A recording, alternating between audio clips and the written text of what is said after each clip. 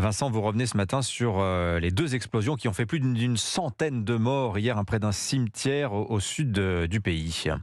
Oui, 103 morts et 2 fois plus de blessés, un bain de sang. C'est l'attentat le plus meurtrier depuis la fondation de la République islamique. Mode opératoire classique, 2 bombes dans des sacs qui sautent à un quart d'heure d'intervalle au milieu de la cohue. Le plus singulier, c'est le lieu. Il y a déjà eu des attentats aveugles contre des enterrements aux obsèques d'un républicain en Irlande du Nord, au milieu de la foule en deuil au Pakistan, sur le parvis d'une église copte en Égypte. La mort n'intimide pas les terroristes. L'attentat d'hier, devant la mosquée qui abrite la tombe du général Soleimani, n'est pas un massacre de plus dans une région où la vie humaine ne vaut pas cher. C'est un sacrilège. C'est le héros de la République islamique qui est profané et sa statue dynamitée. On ne sait pas qui a fait le coup, mais c'est la 2e mort du général Soleimani. Alors il faut nous parler de lui, Qassem Soleimani, chef des gardiens de la Révolution et assassiné il y a 4 ans pile. Il a été neutralisé, pas assassiné, tué par un missile américain soigneusement ajusté à l'instant même où il débarquait de nuit à Bagdad. Pas un meurtre, un acte de guerre, car le général venait coordonner la bataille en cours menée par ses alliés irakiens contre le pouvoir en place. Donald Trump a ordonné personnellement son élimination.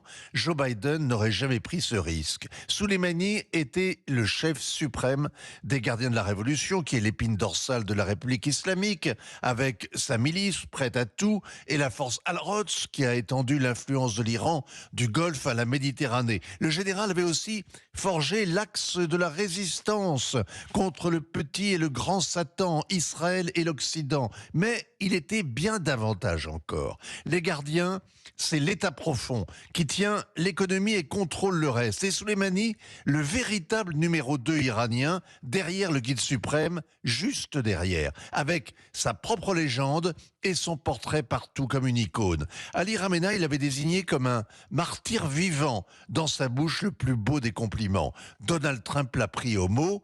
4 ans après, attaquer les officiels et les nationalistes venus sur sa tombe, c'est une véritable gifle au pouvoir en place. Mais Vincent, qui a fait le coup? Qui a éliminé Soleimani?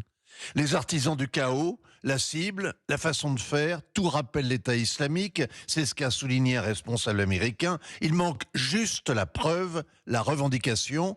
Et ce n'est pas un détail. Évidemment, Téhéran dénonce la main de l'étranger, c'est un réflexe pavlovien. Tout ce qui est détraqué en Iran est la faute de l'étranger, des complots sionistes, de l'embargo, de l'impérialisme, qui manipulent les filles mal voilées, les minorités qui se révoltent et les jeunes qui se droguent. L'ayatollah Khamenei a promis une réponse sévère à ce désastre. Il faudra bien évidemment relever le défi, l'échec des services de sécurité. Un conseiller à la présidence a accusé Israël et les États-Unis d'avoir une responsabilité dans le double attentat. Il ne dit pas qu'ils l'ont organisé, il dit même le contraire. Il parle de responsabilité, c'est-à-dire politique, historique, morale, tout ce que vous voudrez. La différence, c'est que ça n'oblige pas à répliquer. Personne ne veut l'escalade. Il y a 4 ans, l'Iran s'était contenté de quelques salves de roquettes sur les bases américaines en Irak pour venger Soleimani. Les Iraniens sont prudents.